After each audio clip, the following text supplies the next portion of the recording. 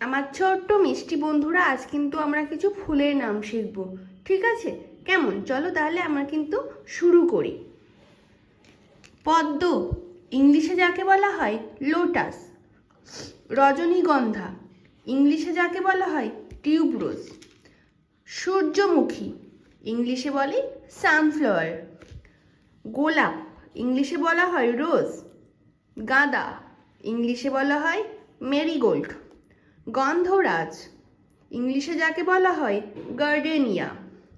Dahlia, ইংলিশে যাকে বলা হয় ডালিয়া।